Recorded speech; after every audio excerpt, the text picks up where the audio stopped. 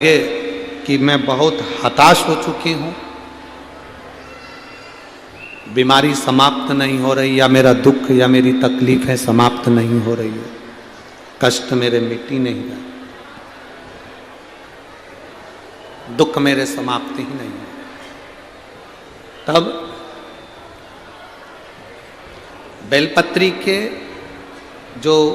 बीच वाली पत्ती होती है और उस पत्ती के नीचे दो पत्तियां होती हैं, बहुत ध्यान से देखिएगा और समझिएगा। जैसे ये बीच वाली पत्ती है और उसके नीचे दो पत्तियां, इसके मध्य में जो डंडी है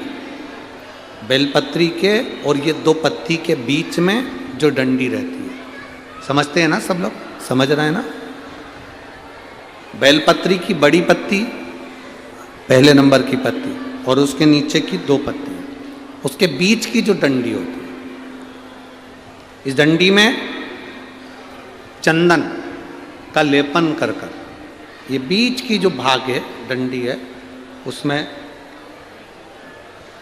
ये देखिए, ये तो दो पत्ती हो गई, एक ये पत्ती हो गई। अब ये जो बीच का भाग है, सब लोगों को देख रहे होंगे, तो बीच का जो ये भाग है, इस बीच के भाग पर चंदन का लेपन कर 7 दाने चावल के लेकर,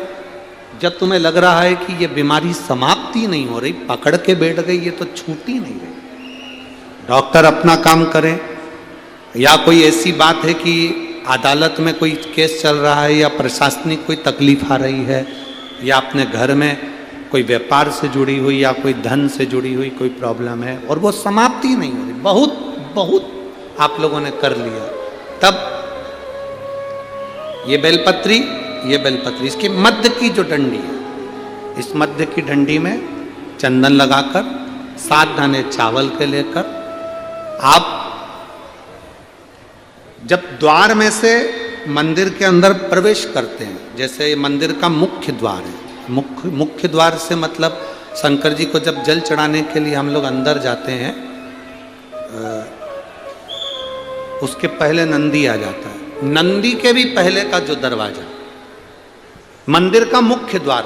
उसको समझ, अंदर प्रवेश करते उसके पहले चंदन लगी हुई बेलपत्र और 7 दाने चावल के हाथ में लेकर नंदी के